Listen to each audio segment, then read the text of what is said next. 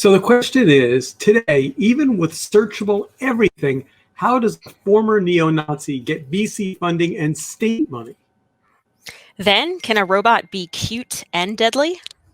And the grand reopening has tech leaders kind of at odds. I'm Alexa Scordato, and this is Future Forward. I am Steven Rosenbaum, and let us launch. Hey, Alexa.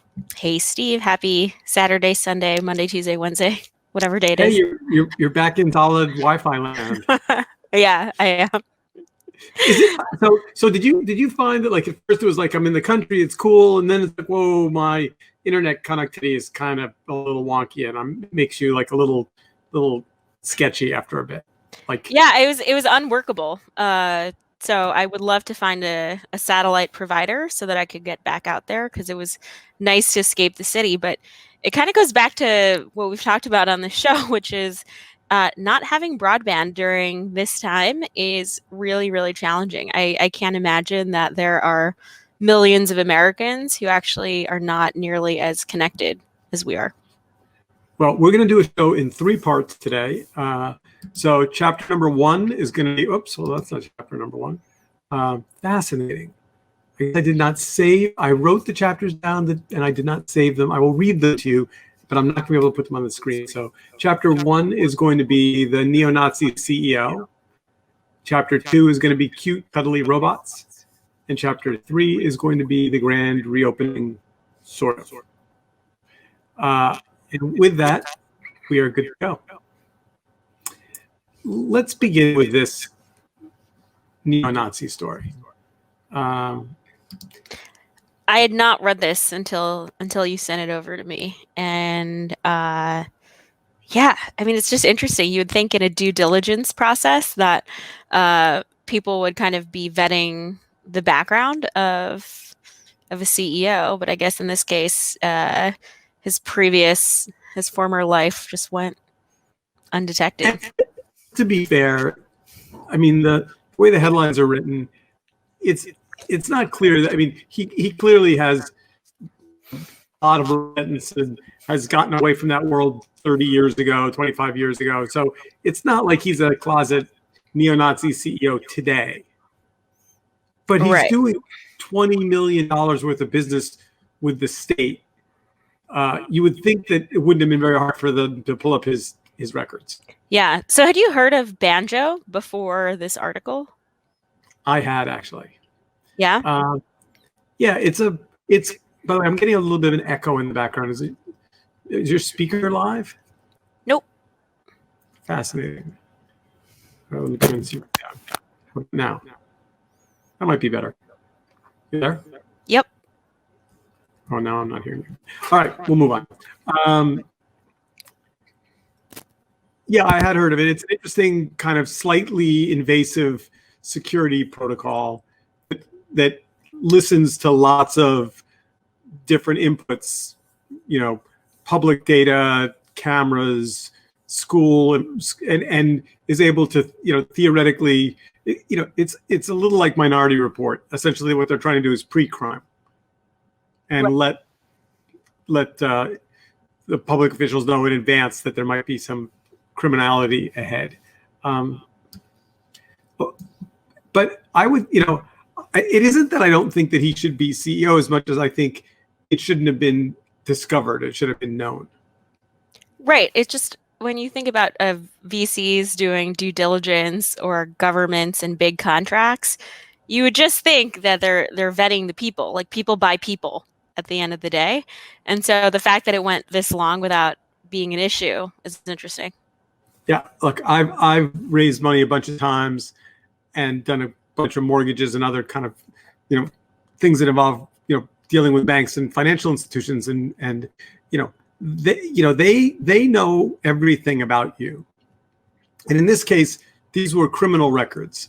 So you would think the state, in doing a $20 million contract, would have been able to type his name into, the crime database. And I don't know. The only thing I don't know, and I read it twice to see if I missed it, is whether or not, because he was a youthful offender, whether or not it was somehow sealed records. Maybe. That's a crazy beard, by the way. It's a crazy beard. And again, to be fair, I mean, if you read the desert.com article that this comes from, we'll put it in the show notes, it's kind of told a little bit upside down.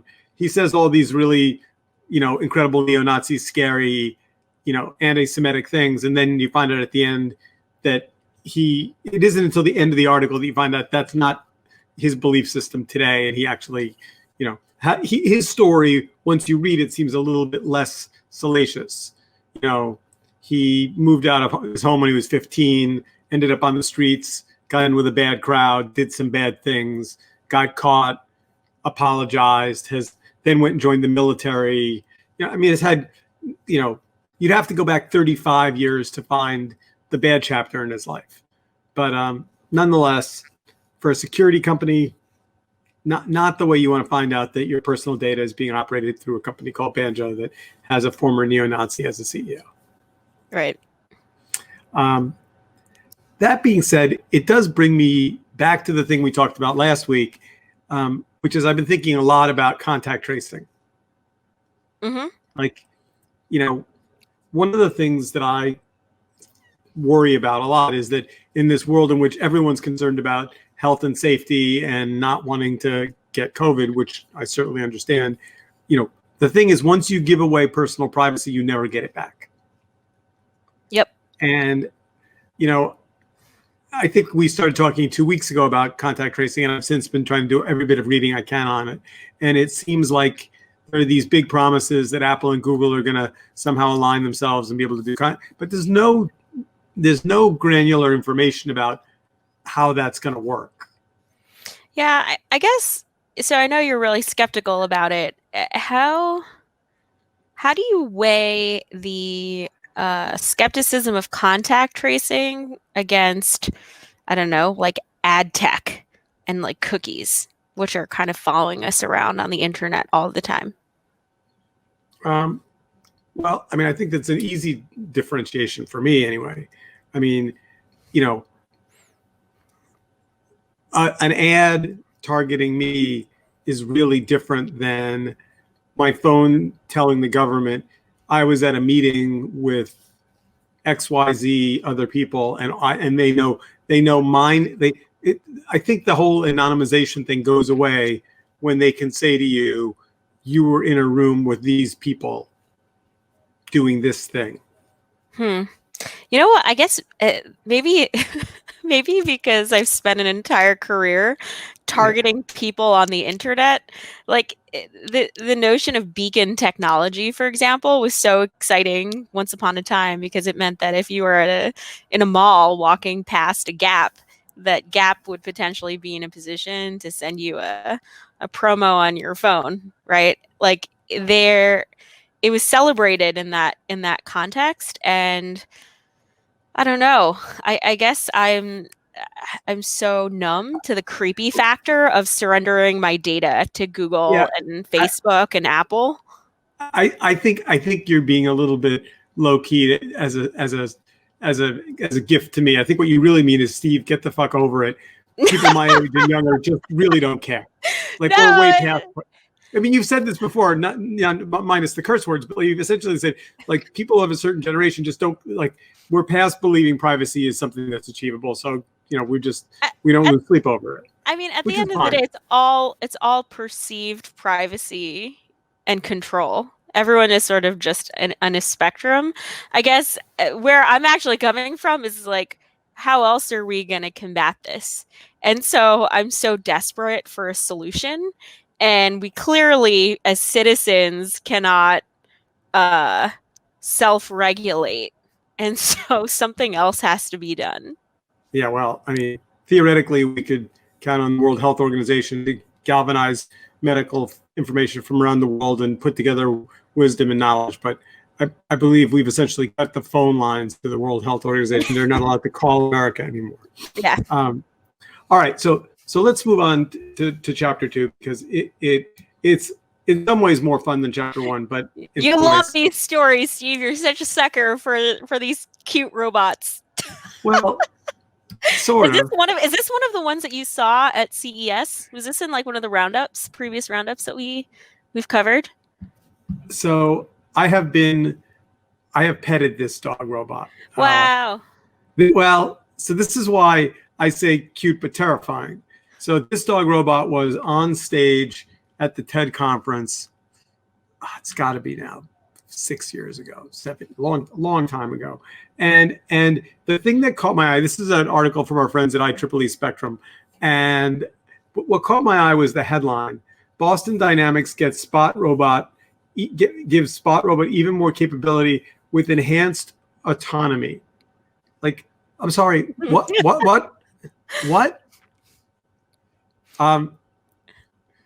So You don't want a robot that's lifelike, Steve? Especially a dog one?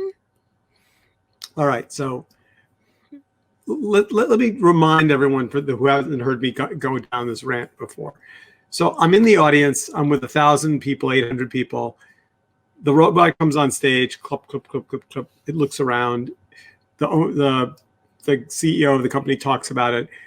You could feel the room go, "Oh, that's so cool. Oh, that's really fucking terrifying." It was like you could feel the wave kind of ripple through the audience when everyone imagined that little robot dog with a laser guided weapon on its head.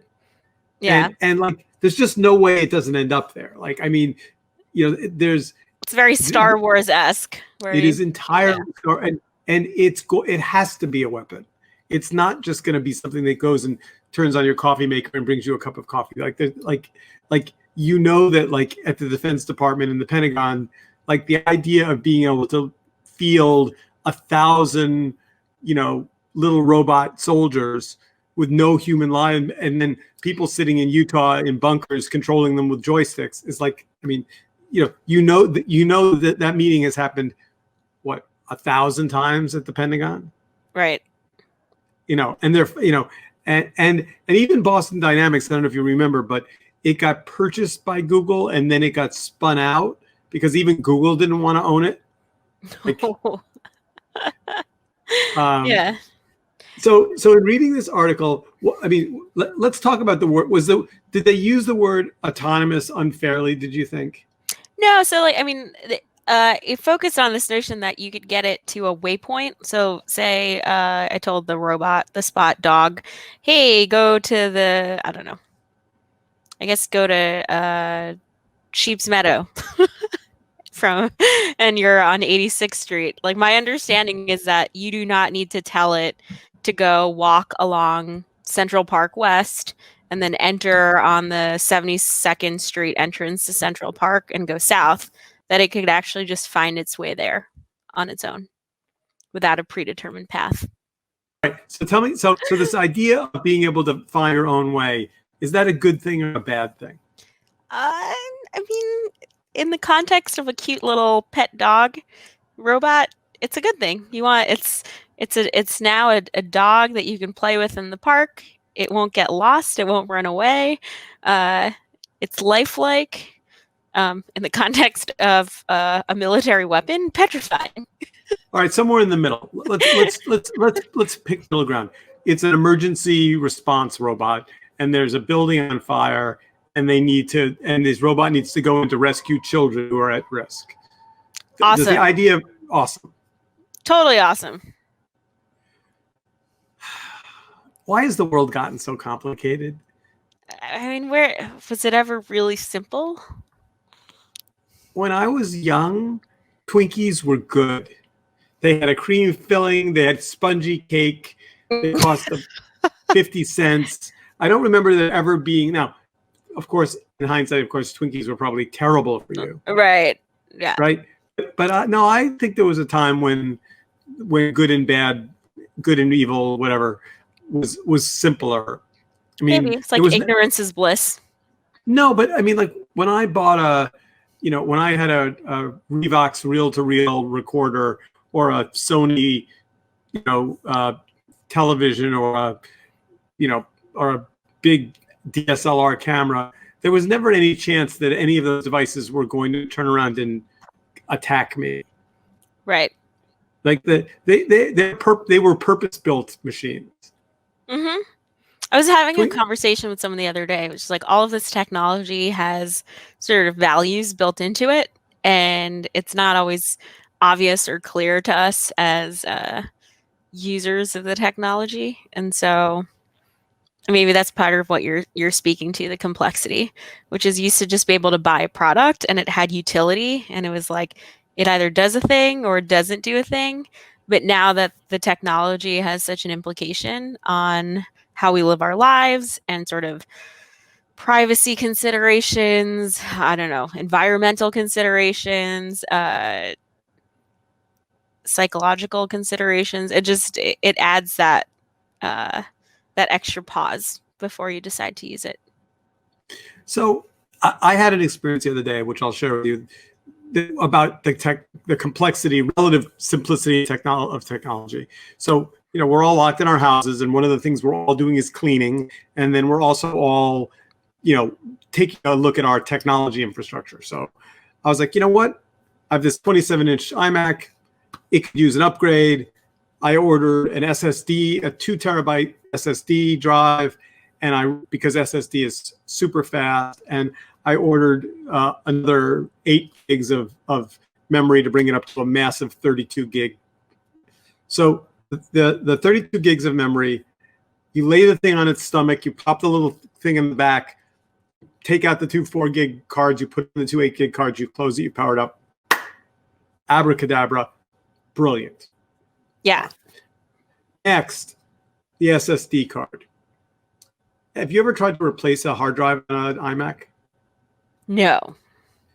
Well, it turns out what they don't tell you at either B&H or Crucial is that it's really not really user serviceable. I mean, it is, but the front screen, as it turns out, is glued on. And so they don't sell you, when they sell you the drive, the other kit you need, which with what they call a pizza cutter. Some of our listeners are now laughing, going, yeah, he's never. It's pizza cutter. You roll it around the edge of the screen. It cuts the tape.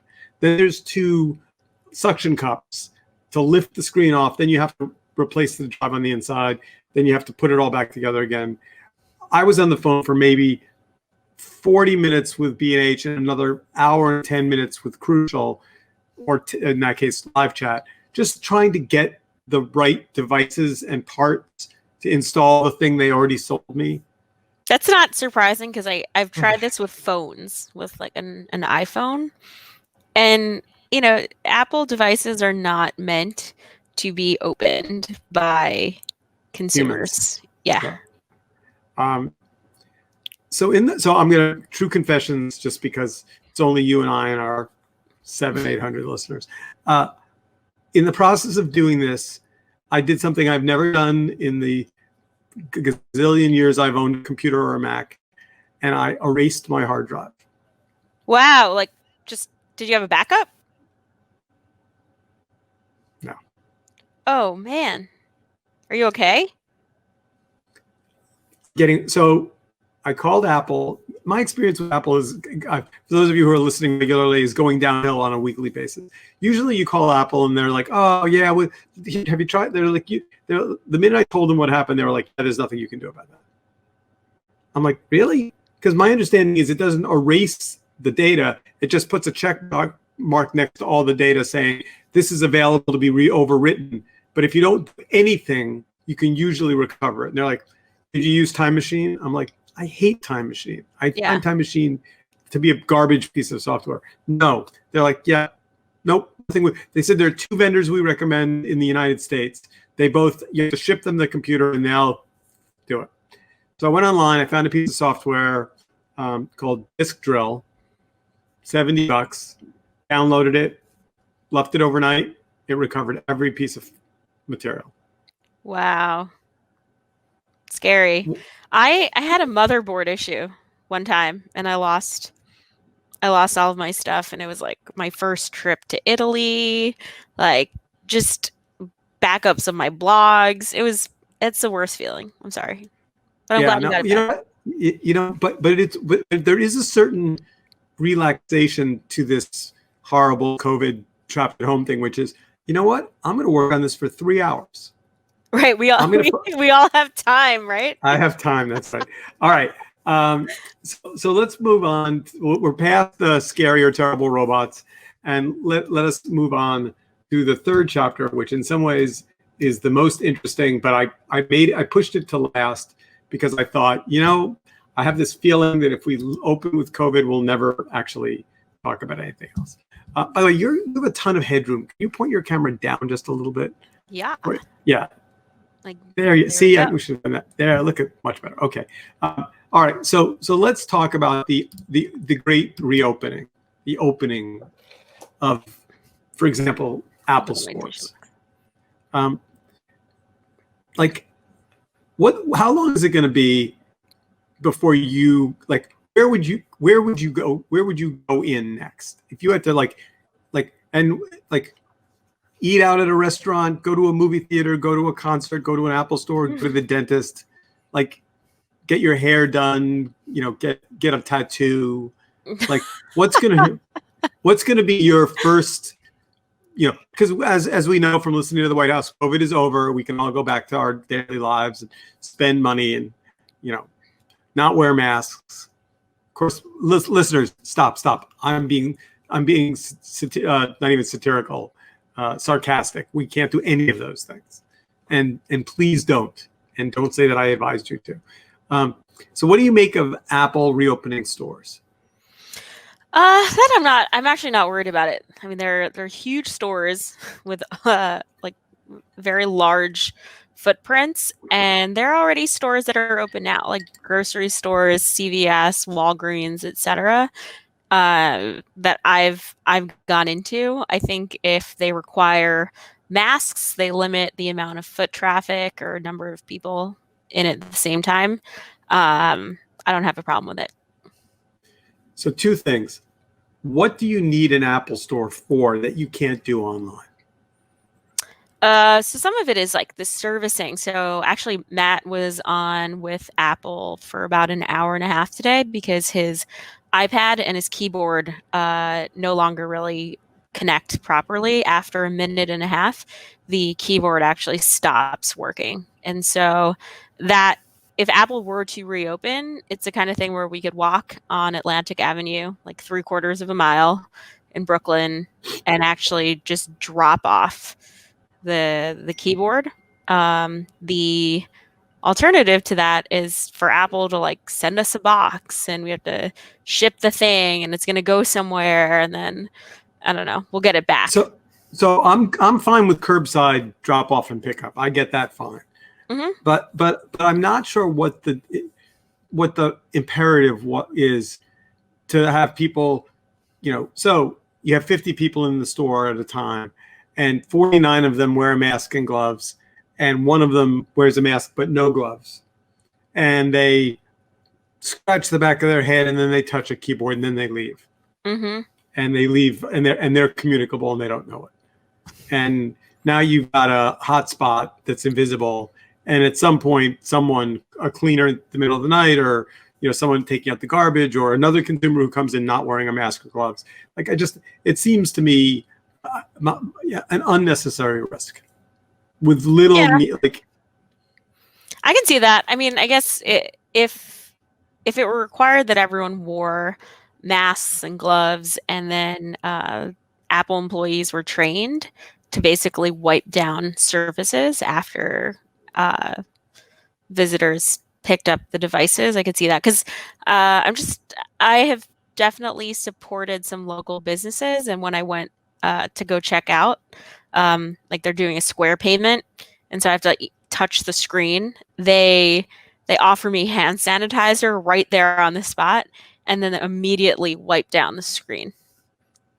So I've been in a situation where I knew I was touching a surface that other people had, but the way the business owner was operating made me feel safe. So I was out the other day walking the dogs. I was out 4 blocks around and back, and I was wearing a mask and gloves. And I thought to myself, if I had to be in a job where I had to wear this mask all day from 9 till 5, except I think I would go bloody insane. Mm-hmm. I think I literally. I mean, they're stifling. It's uncomfortable. And we I both don't know. wear glasses. It's like so annoying to have, I don't know, like I get the fog They fog on up. my glasses. Yep, they fog up. Yeah. I've tried all the things. I've pulled the mask down. I tried squeezing the nose clamp tighter. Still, they fog up. So Well, there's they might limit the hours. I guess, where I sort of, where I think like Apple or Best Buy, where there's merit to having them open before other businesses is that they are, think about the amount of screen time that we're all doing. Like out of all the things to be selling, like they actually are selling the thing that people are using every single day. But by the way, we'll do it on another pod, but the new Apple iPhone that they've released the data about, that's $399. Mm-hmm. Literally, here's what amazes me about how brilliant that is. They must have known 3 years ago that the $1,000, X11 was going to be, the height of the demand curve, and to have designed and built and ordered parts and done the engineering and done the testing and have in the chain what is essentially a bargain basement iPhone that's getting rave reviews is just it's beyond brilliant. It's going to sell like mad. Yeah. Everyone who's got a 5, a 6, a 7, or an 8 and has been waiting, like it's going to be explosive growth. Or not growth, but because there are people that are like our 3 and 4 year old phones, and they're just like, I'm just going to wait because I don't want to spend $1,000 on a phone. I see them out in the wild, and they look so mini. They look so small. Yeah. So what about the Elon Musk versus Gates battle? What aspect of it? I mean, it's so funny. Elon Musk in COVID times has like really skewed my perception of him. I used to think he was like the Tony Stark of our time, and now I'm like, oh my gosh, I think you're like maybe a little nutty professor, not quite with it. Like between his kid's name, which maybe is a joke or not a joke, but the fact that it could go either way, like AE, something like, I don't know, like it's XAE. I don't even know how to pronounce it. It's just like letters. It's like XAE something. It's like a robot name. I didn't know that. Okay, that's weird. But like the fact that he says that and it could actually plausibly be something he would do actually speaks to how extreme he's being as a person. All right, so let's do this in steps. So Tesla, everyone I know that has one thinks it's just the best thing since sliced bread. Have you been in one? I mean, they're amazing. I haven't driven one, but as a rider in them, amazing. Amazing. I have not been in one, and I have not been a rider in one. Although I almost rented one when we were going on a trip not very long ago, then I didn't. So, and even though there's issues with parts and repairs and some other things in the, driverless vehicle part is probably not quite ready for prime time, mostly-ish is. But that being said, Rockstar, making electric cars high end and there's the new ones coming out, it's going to be affordable. Okay, fine. On the SpaceX stuff, seems to mostly be building rockets that do what they say they're going to do. That little ballet where they both landed on the pad together was chilling and wonderful. I don't quite understand the whole tunneling thing and why he thinks that's a good use of his time. I think he was just frustrated at the government's approach to it. Like getting a shuttle made from San Francisco to LA and then the amount of time and money that was being put into the plans. He just open sourced plans for the Hyperloop and came up with a solution that was better than what the government was potentially recommending. Okay, but then you get to where everything he said about COVID, and it does seem whatever the opposite of strategic is, like kind of batshit crazy. And not because he wants the press, right? It's not about that. I think I mean, you can say that there are these archetypes of brilliant people who have such a moonshot vision about the the greater good or the thing that we need to leapfrog towards, and it's like change at all costs, and they're able to kind of abstract out the sort of near term damages, like the notion of potentially hundreds of thousands of people dying in service of, you know, a thriving economy. It's like it doesn't matter, like it doesn't register. It doesn't matter to Steve Jobs that it didn't matter to Steve Jobs that he was an absolute asshole and demanded perfection and was like, you're going to design a phone that doesn't have a QWERTY keyboard on it and a little like what's it called, what were those, stylus, right? Like they just will things into existence, and they just almost speak in like binary, like it has to be this way because of course. So by the way, as we're chatting on Facebook, my friend Alexi Folger tells us that Elon Musk's baby name is XAEA-12. Yeah. It's like named after he and his partner's favorite plane. How do you, I thought this was like an Onion article when I first saw it. How does that work when your kid goes to school? Hey, X. Maybe. I mean, there are very, very, very funny Twitter memes. If you like, it like See, this is what the fight's gonna sound like between Elon Musk and his baby, and then it's like two robots and like dial-up sounds. Like there are very, very funny memes about this. All right. Well, Lexi, thank you, and I think this might have to be a whole show, just like tech leaders and kooky baby names and rock star baby names. Going back to, obviously, Michael Jackson naming his daughter Blanket or son. Daughter, I think, is Blanket. Yeah. I don't know that. In any case, we're out of time. That was a really fun show. Everybody stay safe, stay indoors. Don't watch bad media. It's bad for your brain. And we will be back again next week or maybe sooner. Who knows? See you. See ya. Bye. Hold on, wait. Don't leave. I've lost the button.